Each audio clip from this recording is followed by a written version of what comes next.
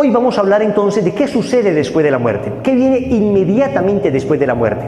Y empecemos con la carta a los Hebreos en el capítulo 9, versículo 27. Hebreos 9, 27. Dice el autor de la carta a los Hebreos: el hombre muere una sola vez y luego viene para él el juicio. La Sagrada Escritura es tajante al decirnos que una vez morimos, nos enfrentaremos a un juicio. No sucede pues que morimos y simplemente nuestra energía cósmica se une a una gran energía universal. No, eso no es para nada cristiano, eso no tiene nada que ver con lo que hemos creído, eso no tiene nada que ver con lo que dicen las Sagradas Escrituras. No, porque nosotros no somos energías, nosotros somos seres personales. Vamos a ver más adelante una charla de la nueva era, donde nos daremos cuenta que ese lenguaje del ser humano como una gran energía, de Dios como el cúmulo de las más grandes energías que existen, de la necesidad de vibrar a la misma frecuencia, todo eso es un lenguaje ajeno a la fe cristiana, porque nosotros entendemos la energía como un fenómeno físico, nunca como un fenómeno espiritual. Les contaba que una vez una señora llegó a un retiro espiritual y le pregunté: señora, ¿usted qué expectativas tiene para este retiro? Me dijo ella: yo me quiero llenar de energías. Y yo la tomé de la mano en broma y le dije: venga señora, la acerqué a un toma eléctrico y le dije: ¿la conecto a 110 o a 220? Ella se me queda mirando con risa y le digo: porque la única energía que nosotros conocemos es la energía física.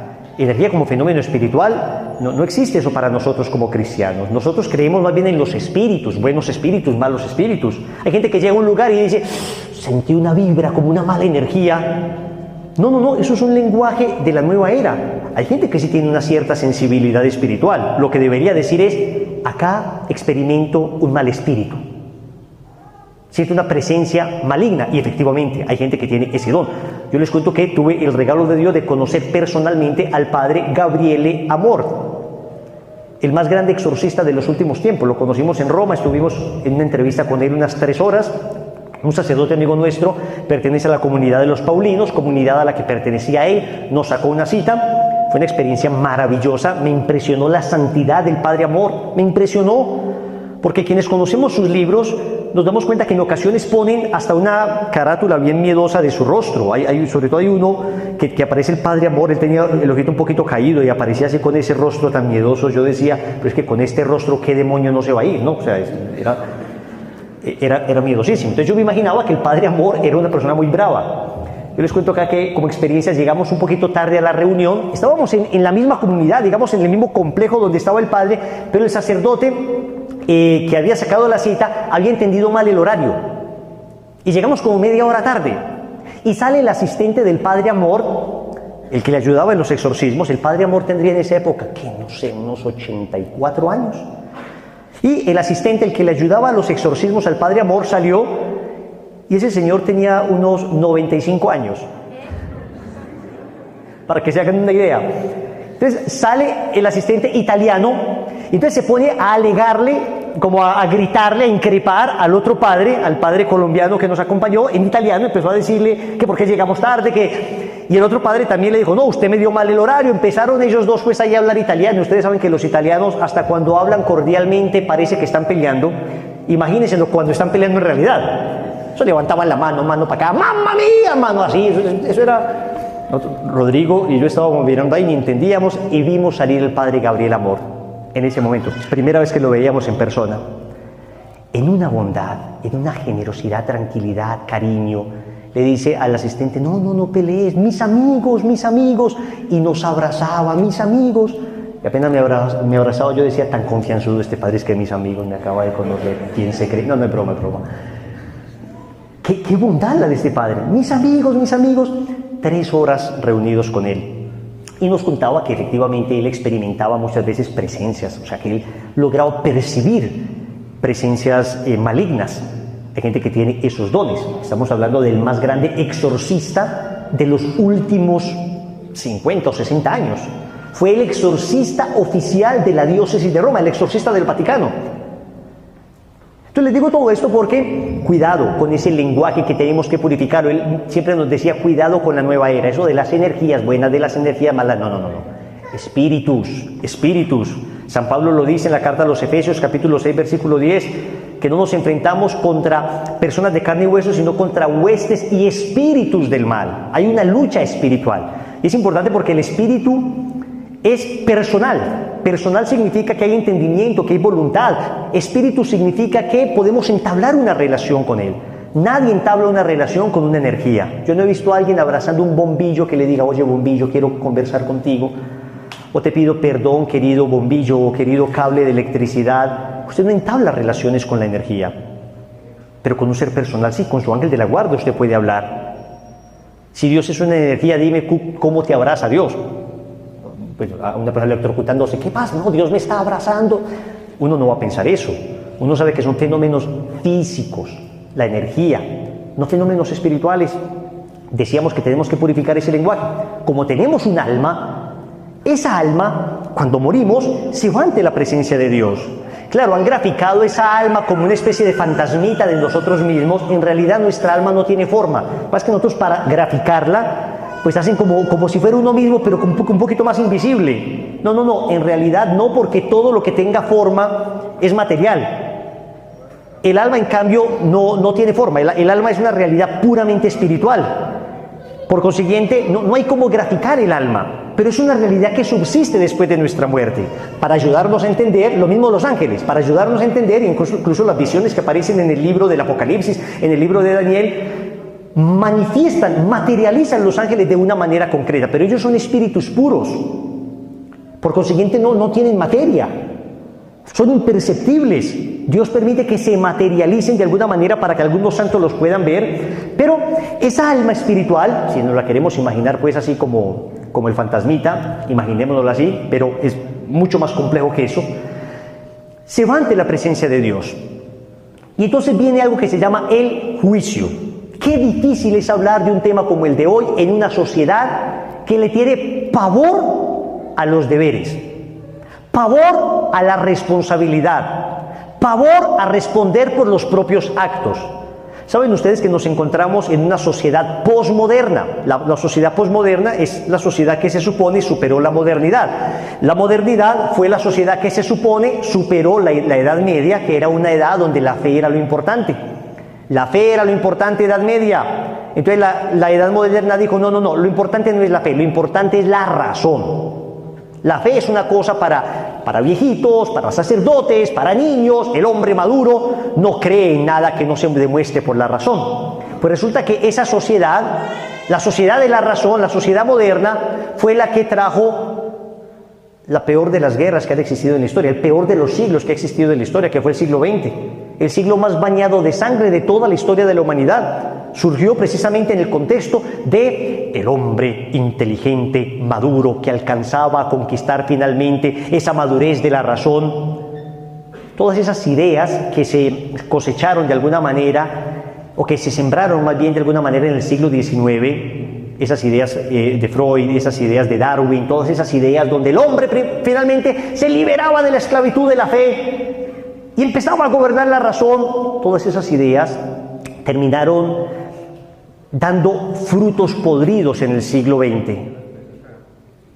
Hay que leer, acabo de estar en Tierra Santa y le preguntaba al guía que nos acompañaba sobre la Shoah, sobre el holocausto nazi, y le decía, ¿pero por qué? ¿A razón de qué un tipo como Hitler va a matar una raza? ¿Pero por qué? Y me decía, pues los estudiosos coinciden en, de alguna manera, el pensamiento darwinista de la selección natural de las especies. Hay unas especies superiores a otras. Por consiguiente, si en el mundo de los animales hay unas especies superiores que subsisten mientras unas especies inferiores van siendo eliminadas, en la raza humana también hay unas especies superiores, la raza aria, y hay unas especies inferiores, los judíos, los gitanos, 6 millones de judíos, 5 millones de gitanos brutalmente asesinados en una guerra entre el 39 y el 45, que logró la muerte de más de 50 millones de personas. Segunda Guerra Mundial, el hombre de la razón finalmente terminó en esta barbaridad. Las guerras mundiales fueron producto, o por lo menos la segunda, fue producto de eso, de el hombre que endiosó la razón al hombre, y el hombre que se le olvidó que la razón sin la fe se pierde fácilmente. Cuando usted tiene fe y cuando fe y razón se unen, la razón no se vuelve una diosa, sino que la razón asume el camino para el que fue creada, es el camino de la verdad. Y fe te lleva a la verdad, razón te lleva a la verdad. Juan Pablo II dice que son las dos alas que nos llevan a la verdad. Cuando tú solo tienes fe pero no utilizas la razón, caes en algo que se llama el fideísmo, que es algo así como el fanatismo religioso. Es esa gente que yo creo esto porque me lo dijeron y no me importa que los datos tosudos de la realidad me demuestren lo contrario. La fe católica no es así. La fe católica no te pide que anules tu razón. El famoso pensador inglés Chesterton decía: cuando entro a la iglesia católica se me pide que me quite el sombrero, no que me quite la cabeza. Se me pide que me quite el sombrero, no la cabeza. La razón y la fe, ambas creadas por Dios, deben llevar a la misma verdad. Fe sin razón, fideísmo, fanatismo. Razón sin fe, racionalismo. También otro fanatismo que llevó a la muerte de tantas personas el siglo pasado. Entonces, cuidado, ese equilibrio es necesario mantenerlo, fe y razón, es necesario mantener ese equilibrio, y en estos temas que estamos hablando es necesario mantener ese equilibrio. Se acaba la época de la modernidad porque el ser humano quedó horrorizado con la razón, y entonces empieza la época de la posmodernidad. La posmodernidad, que es más o menos lo que vivimos, que sería algo así como un deterioro ya de la modernidad. De alguna manera, la posmodernidad dice: si en la Edad Media lo importante era la fe, si en la modernidad lo importante era la razón, ahora lo importante es el sentimiento. Porque cuando endiosamos la razón terminamos matándonos. No, ahora lo importante es lo que usted sienta. Si la modernidad manejaba el presupuesto de cogito ergo sum de Descartes, pienso luego existo, lo más importante es pensar. En cambio, en la posmodernidad lo importante es siento, luego existo. Lo más importante es lo que tú sientas. Lo más importante es que te sientas bien. Lo más importante es que te nazca. Lo más importante es que te haga sentir bonito. ¿Qué es lo que estamos viviendo ahora? ¿Por qué no vas a misa, chico? Porque no me nace. ¿Por qué no vamos a ver, pero ¿por qué no sigues con tu esposa? Porque se me acabó el amor, ya no siento el amor. Oye, pero ¿por qué lo mataste? Porque me dio rabia y sentí hacerlo. ¿Por qué intentaste suicidarte? Porque lo sentí. Porque ya no me siento bien. Lo que siento, lo que me nace, es lo que se adora hoy. La sensibilidad. Por consiguiente, todo lo que implique algo que afecte mi sensibilidad es visto como algo horrible, espantoso. Y esto incluso afecta a la educación. El modelo constructivista, que es un modelo que domina en la educación actual, que tiene sus orígenes en Piaget y en todos estos pedagogos, ese modelo más o menos lo que habla es de que el niño tiene que aprender a aprender, que tiene que aprender a desaprender. Usted mete a su niño a clase de natación y lleva 6 meses sin que se tire a la piscina, ¿y qué pasa? No, el niño está aprendiendo a aprender a nadar. ¿Qué? Sí. Pues yo cuando era niño me tiraban al agua, chapaleaba ahí medio, después ya se ahogó un poquito, me sacaban, después me volvían a tirar, y ya a la tercera ahogada uno ya estaba nadando como un pececillo. ¿Se acuerdan o no? Ahora no, que aprender a aprender, y si el niño, no, el profe no tiene nada que enseñarle al niño, lo importante es lo que el niño saque dentro de sí. Hombre, no, que el niño tiene cosas que aprender, que el niño no es un ángel, tampoco es un demonio, pero es una naturaleza herida que necesita disciplina. Y ahora por eso la educación actual denosta todo lo que implica esfuerzo. Memorización, no, qué cosa tan horrible utilizar la memoria. ¿Por qué? Porque va a traumatizar el niño, porque este niño se va a sentir mal porque el otro es más inteligente. Hombre, todo eso es constructivismo, todo eso es el sentimiento, la divinización del sentimiento. Que no se sienta nadie mal. ¿Se acuerdan ustedes cuando, los que somos un poquito más grandecitos, cuando perdíamos una materia, cuando perdíamos algo? Ave María, sí que nos iba mal. Perdíamos un examen, pero señores, papás y profesores estaban unidos en corregirnos. No, ahora pierde usted un examen y la culpa es del profesor. Y el profesor tiene que explicarme por qué usted perdió este examen. Si usted es un angelito de Dios, mi amor precioso, usted es lo más bello que existe en este planeta Tierra. Pasa mucho. Si tienes una mamá que te enseña a ser responsable, te felicito, pero desafortunadamente hoy estamos en un ambiente donde no se me puede tocar el niño. Acá en Colombia yo entiendo que ya perder el año es dificilísimo, ¿no? Que es una hazaña, usted tiene que perder pues como 20 materias para perder el año y apenas son como 15 materias. Es una cosa pues imposible acá perder el año.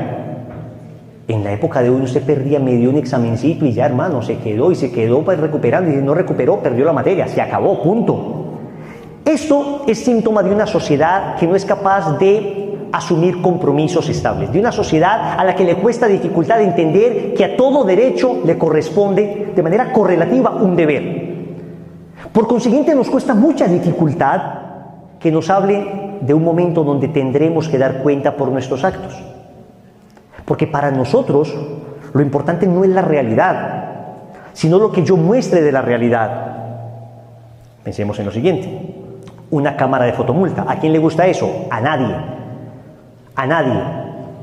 Los que vamos bajando por Las Palmas a unos 70, 75, bien 78, casi 85, por ahí por 90, y nos aproximamos a la cámara, no me digan que no han hecho esto. Uno rebaja la velocidad, pasa por la cámara como si uno fuera un dandy, saluda a la cámara 40, y después usted le vuelve a estripar el acelerador a lo que le dé, porque voy de afán. Lo importante entonces para la sociedad actual no es tanto el concepto de lo que debo hacer, sino cómo no me dejo agarrar, cómo no me dejo coger. Para eso estamos programados. Lo que es, pero a nosotros nos cuesta mucha dificultad asumir la realidad, asumir los compromisos, y nuestros jóvenes marchan hoy pidiendo siempre sus derechos. Y está bien, están vulnerándose los derechos, tenemos unas estructuras injustas, eso nadie lo duda, pero poco se nos enseña a asumir responsablemente las consecuencias de nuestros actos. Todo eso para decirles que somos hijos de nuestro tiempo. Por eso nos cuesta mucha dificultad pagar por lo que hemos hecho. Y por eso nos acostumbramos a justificar todo lo que hacemos. Pero es que eso no es solamente nosotros. Nuestra cultura particularmente lo hace. Pero eso viene desde Adán y Eva. Cuando Adán pecó y Dios le dijo: Adán, ¿dónde estás? Y Adán se estaba ocultando porque sintió los pasos de Dios y le dice: tuve miedo, sentí tus pasos y me oculté porque tuve miedo. Dios le preguntó: oye, ¿acaso comiste del fruto que te prohibí? Claro que Dios sabía que había comido, pero Dios estaba de alguna manera estimulando la honestidad de Adán. Le estaba diciendo: oye, sé sincero, asume tus actos. Pero ¿saben qué dijo Adán? Que no. La mujer que tú me diste. O sea, comí, pero no fue culpa mía. Fue culpa de ese cabello largo, pelos, ojos y nariz que tú me diste, la mujer que tú me diste. Pero en realidad él también tiene la culpa porque él comió. Pero claro que él tiene la culpa porque él comió, pero él no estaba reconociendo su culpa, estaba tirando la culpa a otra persona. Y cuando le preguntó a Eva, ¿qué hiciste? ¿Qué dijo Eva? Sí, Señor, perdón, la regué. No, la serpiente. Y le preguntó a la serpiente: el gusano. No, eso sí, ya no lo dice la Biblia. A la serpiente ni le pregunta, a la serpiente le dice: pondré enemistad entre ti y la mujer, entre tu linaje y el suyo. Ella, la mujer, o el linaje de la mujer, te aplastará la cabeza, mientras tú tratarás de herir su talón. Dios maldice inmediatamente a la serpiente porque la serpiente ya había sido juzgada. La serpiente es Satanás, que ya había caído del cielo, ya había recibido su juicio. Pero ahí está, desde el principio, la dificultad que tenemos de asumir nuestros actos, de asumir las consecuencias de nuestros actos. Le enseñamos al niño. Uno como papá, se le olvidó comprar algo: mi amor, se me olvidó la cartulina roja, la cartulina fucsia que hay que comprar, yo no sé por qué un colegio pide cartulina fucsia. ¿Ustedes se han preguntado por qué que es tan difícil de conseguir?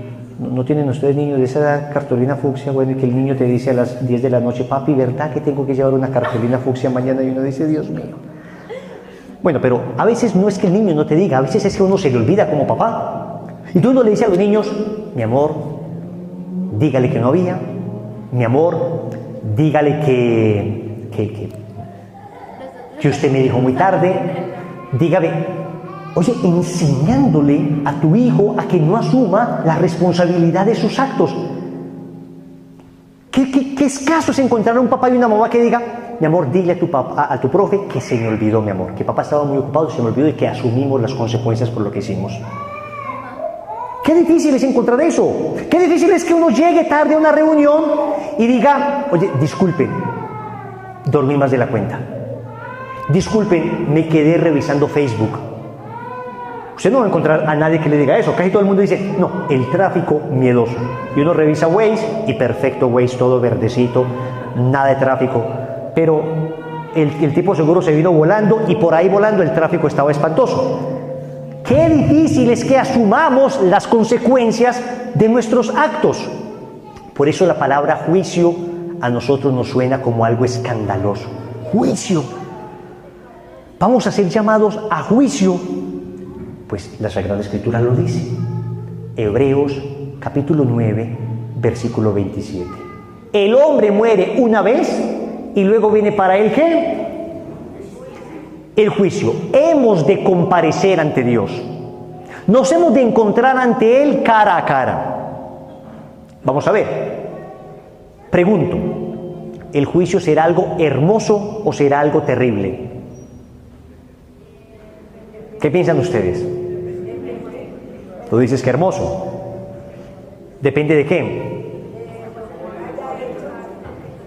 Depende de uno, no de Dios. Depende de uno, no de Dios. Es curioso que el Señor tenga en el Evangelio de San Juan frases como: no he venido a juzgar sino a salvar. He venido a buscar al que estaba perdido. Hay de alguna manera, una recurrente manifestación de la bondad de Dios incluso en el juicio. Pero que no se nos olvide que ese Dios que es misericordia también es justicia. Hay que mantener un equilibrio, porque hoy hemos pasado del extremo donde decíamos juicio es igual a un Dios que está sentado en una poltrona celestial tipo Zeus, esperando a que llegue el miserable pecador para quemarle inmediatamente con el látigo de su palabra. El juicio se veía como alguna cosa espeluznante, al extremo de un Dios bonachón, un Dios para el que prácticamente nadie se va a condenar, un Dios que no va a ver como malo absolutamente nada. Todos éramos simplemente fragilitos, debilitos, no pasa nada, mi niño. Ni un extremo ni otro. Hemos de comparecer ante un Dios que es misericordia, pero que también es justicia. ¿Cómo hacer para compatibilizar ambas realidades? Ambas realidades. Pues señores, los santos han más o menos desarrollado una fórmula para esto. Y nos han invitado a imaginarnos el juicio en los siguientes términos. Estamos en este primer juicio que se llama juicio particular. Con esto les estoy diciendo que existe un segundo juicio, juicio universal. Juicio particular inmediatamente después de mi muerte. Juicio universal en el fin del mundo. En el fin del mundo, cuando el Señor venga a resucitar, a juzgar vivos y muertos, y a resucitar tanto a unos para la eternidad bienaventurada como otros para una eternidad lejos de Él. Juicio particular. Te encuentras ante la presencia de Dios. Dios no puede ser más que misericordia, bondad, amor, pero es que justicia nunca se opone a misericordia, bondad y amor. Justicia hace parte de la misericordia, bondad y amor. ¿Cómo lo grafican los santos? Dicen que el juicio será algo así como ver nuestra vida nuevamente, como si fuera una película de nuestra vida, pero ya vista con las gafas de Dios, donde se van a juzgar fundamentalmente dos cosas. Uno, nuestra fe, y si esa fe dio obras, frutos. Y dos, si esos frutos fueron de verdadera caridad. Anoten esta cita bíblica. Juan capítulo 3, versículo 16. El apóstol San Juan, o más bien Jesús, en el discurso que tuvo con Nicodemo, le dice: tanto amó Dios al mundo que entregó a su Hijo único, para que todo el que crea en Él no perezca, sino que tenga vida eterna. ¿Qué es lo que hay que hacer para no perecer, para tener vida eterna? Creer en Él. Juan capítulo 3, versículo 16. Primer elemento entonces será la fe.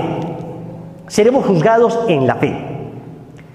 Pero Mateo, capítulo 25, versículos del 31 en adelante, aunque aparece el contexto del juicio universal y lo vamos a ver ahora, el Señor realiza ese juicio en términos de amor.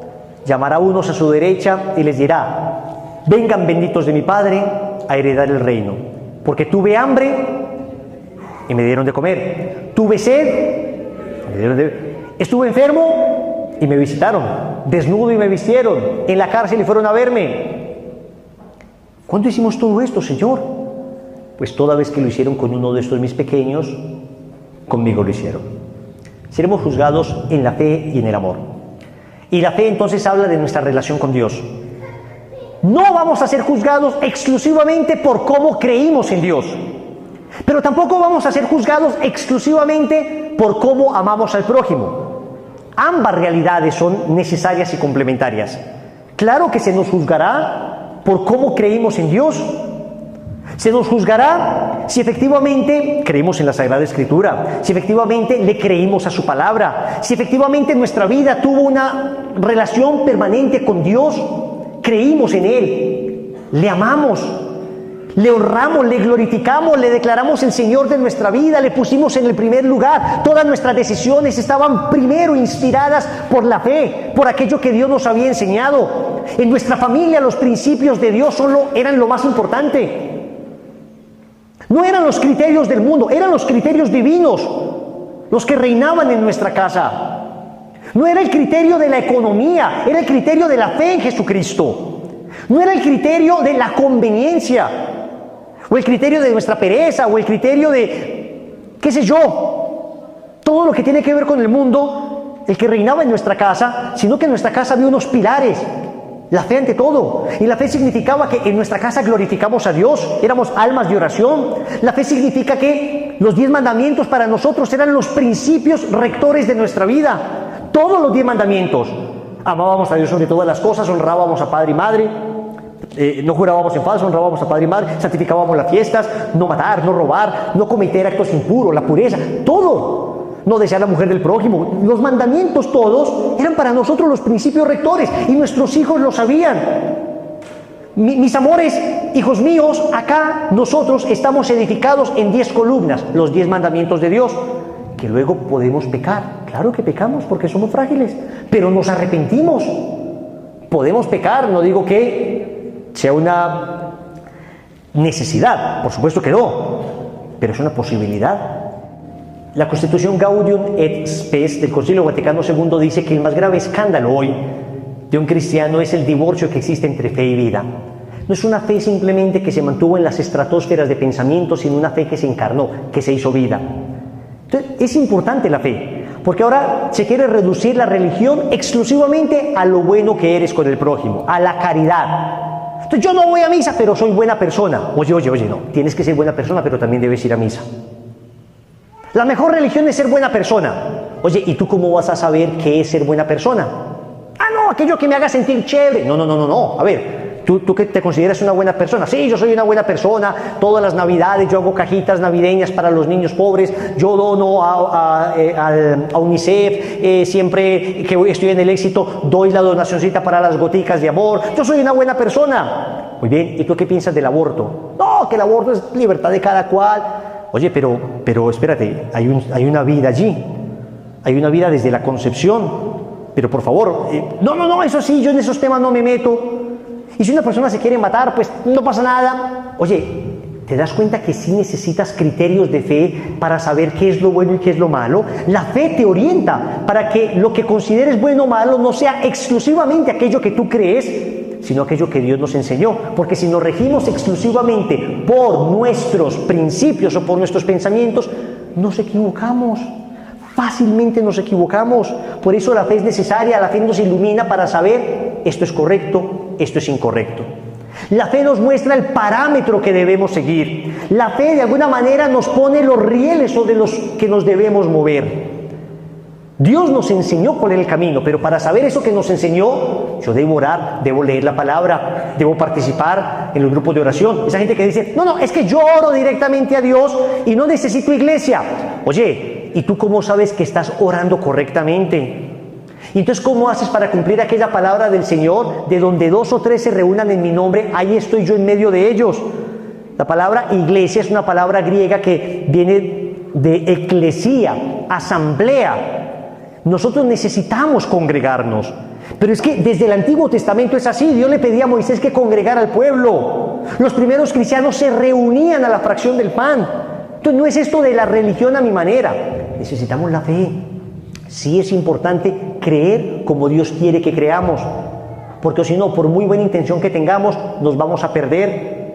Y por muy buena intención que tengamos, le va a pasar a este hombre que dice: yo soy una buena persona, yo soy un tipo noble, yo ayudo a los pobres, yo soy generoso. Tengo otra mujer, pero mi esposa no se da cuenta, pero yo soy supremamente bondadoso con mis hijos, con mi esposa. Yo amo esa mi esposa con esta otra mujer, unas aventurillas, alguna cosilla por ahí, pero a quien realmente, no, ¿te das cuenta? Si nosotros somos los que establecemos lo que está bien y lo que está mal, seamos honestos, fácilmente vamos a terminar engañándonos a nosotros mismos y diciendo que es bueno lo que a todas luces sabemos que es malo. Porque uno se engaña muy fácilmente. Hay gente que dona algo y creen que ya son buenos por eso. Es indudable que es un acto bueno. Pero oye, se requiere mucho más. Se requiere ser íntegros. Y ser íntegros no es tan fácil. Uno requiere ayuda de la gracia. ¿Saben por qué rezamos? Porque sin la oración no vamos a tener la fuerza suficiente para ser buenos. Cuando ser bueno implica un gran esfuerzo. Usted puede ser muy bondadoso y usted ve a la señora caminando por la calle, a la señora de edad, en una peligrosa vía, y aflora en usted naturalmente ese deseo, esa filantropía. Usted va y le ayuda a la señora y usted sale pues como la buena acción del día del scout. Pero cuando vas, por ejemplo, a un ancianato, le vas a dar de comer a un ancianito, o por ejemplo, en el movimiento al que pertenezco, la Asociación de Amor Mariano, tenemos comedores para habitantes de calle en algunas ciudades. Y vamos y les ayudamos. Y cuando te encuentras el habitante de calle, muequito, que te ríe así con el muequito, todo hermoso y todo bello y bondadoso, ¡ay, qué lindo, le ayudé! Pero cuando te encuentras al que te desprecia, al que te tira la comida en la cara, al que dice que es esto tan asqueroso, al que dice deme droga, ahí ya no es tan natural la bondad en ti. Ahí inmediatamente empieza usted a decir: ¿quién se cree este? Yo ayudándole. Y te pones así, rapidito para afuera. Eso es lo que naturalmente pasa. Pero cuando usted tiene gracia en su corazón, usted sabe que no lo está haciendo por esa personita, usted sabe que lo está haciendo por Jesús, usted sabe que ahí está Jesús, y todo lo que hicisteis con este pequeño lo hicisteis conmigo. Entonces uno dice: aquí está Jesús sufriendo. Tranquilo, la quiere más calientica, se la doy más calientica, no pasa nada. Sin oración no se logra. Sin oración la naturaleza nuestra es muy frágil. Sin oración, hoy voy, mañana no voy, hoy me apetece ir, mañana no me apetece ir. Con oración, con gracia, soy generoso siempre, porque Dios siempre habita en mí, porque ya no es mi capricho, ya no es mi sensibilidad la que me guía, la que me orienta a hacer el bien, sino que la gracia de Dios en mí. Entonces por eso es necesaria la fe, porque la fe bien llevada me lleva a obras concretas de caridad. Y digo bien llevada porque también puede suceder que recemos mucho, mucha misa, mucho rosario, mucha novena y cero caridad, cero bondad. A esas personas, que todos hemos sido esos. No nos digamos acá pues que somos nosotros ya que oramos unos grandes santos y generosos. Seamos honestos. A pesar de que oramos nos falta mucha caridad. La solución no es dejar de orar. La solución no es la de Ricardo Arjona en Jesús es verbo no sustantivo, que en mi casa la más religiosa era doña Carlota, que hablaba de amor al prójimo y me pinchó más de 1000 pelotas, ¿se acuerdan? O 100 pelotas de balones de fútbol, como quien dice: ¿usted para qué reza si no practica? Hombre, es cierto, rece y practique, pero si todavía no practique, la solución no es dejar de rezar. Rece más, rece mejor. Como le pasó a este hombre, era un capitán de un barco. Tenía un temperamento espantoso el hombre, mal temperamento. Era débil, frágil. y se llevó un capellán para que le celebrara misa todos los días en alta mar. En alguna de esas, uno de la tripulación cometió un error, una barbaridad. Entonces el capitán se enojó mucho, le recriminó con su carácter, le regañó durísimo, y este hombre le respondió: ¿y eso que va a misa todos los días? A lo que el capitán le dijo: y agradezca que voy a misa, porque si no fuera a misa todos los días ya lo hubiera tirado de cabezas del barco. ¿Qué significa? Que aunque no seamos perfectos, hay que seguir rezando.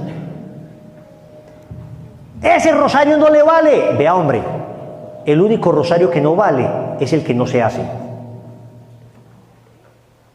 El único rosario que no sirve es el que no se reza. Esas misas no le valen. Vea, hombre, esas misas son la única oportunidad que tiene ese señor o esa señora de darse cuenta que está en un error. Una homilía, una buena homilía de un sacerdote, una novena que deja una palabra de gracia, un evangelio que le llegó al alma. Estoy atento, no significa que si rezamos ya somos santos. No, no, no. Ey, vamos en un camino, pero no nos desprendamos de la fe. Después viene entonces la caridad. Y la caridad es que es necesaria. ¿Cuál es el termómetro para usted saber si está orando adecuadamente? Los santos lo dicen, el termómetro es la caridad. ¿Cuánta caridad tienes? Tanta más caridad, cuanto mejor oración hagas. Tanta más caridad hay en tu corazón, cuanto más orante, realmente orante, adecuadamente orante seas. Y uno lo vive. Les cuento como experiencia. Para mí, cuando era soltero, las épocas decembrinas eran bien complicadas, porque en estas épocas decembrinas venían mis primos del exterior. Entonces la familia, pues cómo no los atendemos, pues cómo no los vamos a llevar aquí, llevar allá, vámonos para acá, estemos con los primos. Yo me cuidaba mucho de no participar en cosas mundanas, les digo ya, en caminos de Dios, ¿no? Y mis primos sabían muy bien que yo no los iba a acompañar a una farra, que yo no los iba a acompañar a nada, pues que de alguna manera implicara violar mis principios o comprometiera mi fe. Ellos lo sabían, entonces siempre íbamos a planes muy sanos. Íbamos a un restaurante, a comer algo, a ver una película. Pues claro, uno como anfitrión, cuando estaba en Medellín, pues yo los llevaba aquí, los llevaba allá. Pero pasaba que de repente, un día, no alcancé a ir a la misa. No alcancé a ir a la misa. Estamos hablando de misa semanal, no, misa dominical, infaltable. Pero llegaban los primos, no había que atenderlo, había que recogerlo del aeropuerto. No alcancé a ir a misa hoy. El rosario lo rezaba siempre, pero a veces tardísimo. Eran las 12 de la noche, no había rezado el rosario, arranque a rezar el rosario a esa hora, uno ya cansadísimo al día siguiente y salir a estudiar o a trabajar y después con los primos otra vez. Entonces ya uno rezaba ese rosario mal rezado, empezaba uno a rezar el rosario como lo rezan las abuelitas. ¿Ustedes se acuerdan que cuando éramos niños escuchábamos a las abuelitas rezando el rosario y se dormían en el Ave María? ¿Les tocó? No. Dios te salve María, llena eres de gracia, el Señor es contigo. A uno le cogía un excelente ataque de risa. Eso era un show, todos los nietos éramos, ay, se durmió, se guau, guau. Y para que se levantaban a regañarlo a uno. ¡No sean irrespetuosos! Ya entendía yo a mi abuelita, empezaba yo a rezar y me agarraba el sueño, entonces me iba yo caminando por toda la casa. En ese entonces vivía con mis papás todavía, me iba caminando por toda la casa para no dormir, pero no prendía ninguna luz. Entonces de repente mi mamá o mi papá salían a la cocina por agua y veían así ese espanto, yo todo de noche oscuro, ¡uy! Se pegaban un susto tremendo. Pero tocaba hacerlo así. Y me pasaba que rezaba el quinto rosario de rodillas. Me ponía de rodillas frente a la cama, apoyaba los codos ahí en el colchón, el peor error del mundo, porque empezaba, Dios te salve María, llena eres de gracia. Después me despertaba como a las 2 horas con las manos y los hombros encalambrados, la boca seca, la sábana babiada completamente y en la tercera pepita del quinto misterio apenas. Eso me pasó, es histórico todo eso. ¿A qué me refiero? A que disminuía la oración, lo esencial lo hacía, me mantenía en gracia de Dios, pero yo sentía que disminuía la oración e inmediatamente, el discernimiento de los espíritus no fallaba, inmediatamente. yo veía aflorar en mí nuevamente deseos no pecaminosos, pero sí como más superficiales, inmediatamente. Ya no quería tanto leer la Biblia, sino ver más peliculitas. Ya no quería tanto leer estos libros espirituales, los seguía leyendo, pero ¿por qué no leer este libro un poco más liviano, un poco así, pues estas series así que aparecen tanto como más livianitas? Empezaba a ver aflorar en mí inicialmente cuestiones meramente seculares, no mundanas todavía, no pecaminosas, pero así se empieza. Yo veía cómo se iba enfriando en mí el deseo, el apetito de lo espiritual, e iba renaciendo en mí el apetito de lo humano, de lo meramente humano, sin decir que esto era malo.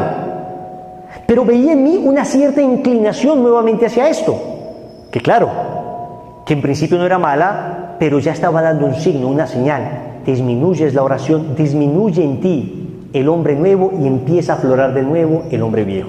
¿Quién como Dios? Entonces, ¿cómo será ese juicio?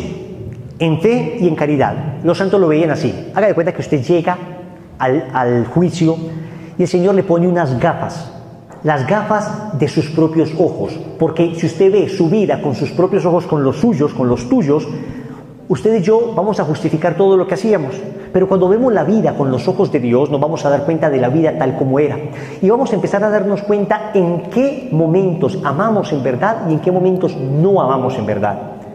¿Qué fue amor verdadero? Y escuchen esa frase: no es amor verdadero lo que sin Dios se hace. Lo que se hace fuera del marco de la voluntad de Dios no es amor verdadero. El amor verdadero se hace dentro del marco de Dios, se vive dentro del marco de lo que Dios estableció. Entonces, claro, naturalmente la persona va a ver allí todo lo que hizo, bueno y malo, y esto ya lo han tenido como experiencia algunas personas. Pienso, por ejemplo, en el testimonio de Marino Restrepo, pienso en el testimonio de Rodrigo Jaramillo, el fundador de Lazos de Amor Mariano, que en un momento de encuentro con el Señor, en un secuestro, el Señor le mostró todos los momentos en su vida en que había amado en verdad, y se dio cuenta que eran poquísimos. Entonces era un juicio en la verdad, un juicio en la fe, un juicio en la caridad. Entonces algunos santos lo representan de esta manera: si es que usted al final se da cuenta que todo aquello que vivió fue conforme a la voluntad de Dios, usted va a ver su alma inmaculada, limpia, transparente, diáfana, un alma pulcra, y usted mismo se sentirá de alguna manera revestido de Cristo para unirse a Él, y el Señor estará allí con brazos abiertos esperándole y diciéndote: ven, bendito de mi Padre, a heredar el reino preparado para ti. Dicen también los santos: oye, pero si de repente te das cuenta que hubo cosillas por ahí, que te faltó caridad, que siempre todavía había cositas por mejorar, que es que pudimos orar más, pudimos ser mejores, pudimos ser más justos, pudimos ser más bondadosos, pudimos ser más caritativos, pudimos ser más honestos, pudimos sacrificarnos más por el bien de los demás, pudimos incomodarnos un poco para que otros estuvieran mejor. Bueno, significa que debes purificar ciertas cosas. No es que una persona se vaya a condenar por eso, pero se debe purificar ciertas cosas. A este propósito, la primera carta a los Corintios, en el capítulo 3, versículo 11 y siguientes, habla de un momento en el que compareceremos ante Dios, y allí nuestra obra, lo que construimos, será probado por el fuego. Y dice San Pablo que hay personas cuya obra será abrasada, se consumirá. Y dice, esa persona se salvará, pero tendrá que pasar por el fuego. Entonces, después de ver esa película, uno dice: hombre, pues no fui tan santo para salvarme inmediatamente, porque Apocalipsis capítulo 21, versículo 27, Apocalipsis 21, 27 dice que nada impuro entra al cielo.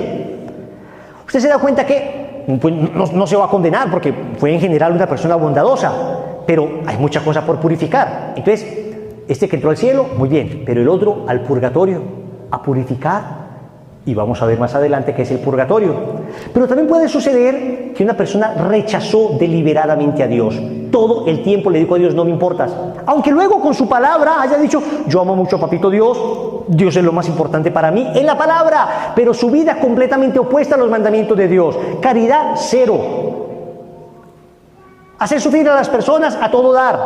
Entonces, ahí esa persona dice: aquellos que han recibido esta revelación, esto es una manera de graficarlo, es como que viera que su vida estuvo tan lejos de Dios que encontrar en ese momento después del juicio su alma tan sucia, tan repugnante, que dice, no, es que yo no soy capaz de venir acá, no soy capaz de observarte, no soy capaz de entrar al cielo, no merezco esto, apártate de mí, Señor. Entonces dicen los santos que en ese momento Jesús, viendo al pecador que reconoce su propio pecado, se le intenta acercar, de todas maneras abrazarlo, porque Él siempre perdona, pero es que en ese momento ya no hay tiempo de perdón, porque uno mismo ha decidido no experimentar ese perdón, no recibirlo. Entonces el propio pecador dice, es que me siento tan incapaz de ser amado, me siento tan absolutamente sucio, me he dado cuenta que durante toda mi vida te rechacé, que a pesar de que por 1000 medios distintos intentaste acercarte a mi corazón, yo te rechazaba, que a pesar de que tu amor se extendía y me mandabas cualquier cantidad de mensajeros para que llegaran a mi corazón, no me importó. A pesar de esto, y tú me dices hoy que me amas, es que me siento indigno. Entonces el pecador que se siente tan sucio con sus propios pies sale corriendo de la presencia de Dios, y estar lejos de la presencia de Dios es estar eternamente condenado. Y esto yo lo entendí en un retiro espiritual. Un drogadicto fue al retiro, hablé con él tantas horas, el hombre animado intentaba mejorar. Al final del retiro tuvo un conflicto con una persona. Eso lo enojó muchísimo y se fue del retiro antes que todo el mundo, se nos escapó del retiro. La mamá nos decía, ya era mayor de edad, la mamá nos decía que no había regresado a casa. 8 días después iba entrando yo a una iglesia y había un chico tirado, sentado ahí, recostado sobre sus propias rodillas. Y el chico sintió que había alguien, entonces en ese momento levantó la cabeza para pedirme una moneda, y cuando lo vi me di cuenta que era aquel chico, el del retiro de hace 8 días, con la misma ropa. Y yo le digo, hermano, ¿qué te pasó? Y recuerdo el grito que me dio, le digo, no te me acerques. Y yo, ¿pero por qué? ¿Te podemos ayudar? ¡No te me acerques! Y yo le decía, vamos, déjate ayudar. Todavía te podemos ayudar, no todo está perdido. Y se puso a llorar y decía, no te me acerques, estoy sucio, no te me acerques. Le decía, déjame ayudarte. Le intenté tocar y me rechazó con violencia y gritaba, no soy digno, no soy digno. Y yo le decía, ven, le volví a intentar hasta que se levantó, me dijo, no soy digno, bañado su rostro en lágrimas, no soy digno, y salió corriendo. No había nada que hacer. Ese día tuve como una revelación, fue como entender por primera vez qué significa que una persona con su propia libertad, con su propia voluntad le diga a Dios, es que no merezco estar ante tu presencia. Si él se sentía indigno de mí, pecador miserable, de mí que medio intenté ayudarle, ¿qué experimentaremos cuando estemos ante el Dios de la bondad, de la misericordia, el Dios perfecto, bondadoso, ese Padre misericordioso que nos extendió las manos tantas veces para rescatarnos? ¿Qué sentiremos ese día? El pecador que no quiso arrepentirse, el día del juicio particular, con sus propios pies, se irá lejos de la presencia de Dios para el infierno. Es el misterio de la libertad humana, es el misterio de la libertad del hombre. Gloria al Padre, y al Hijo, y al Espíritu Santo.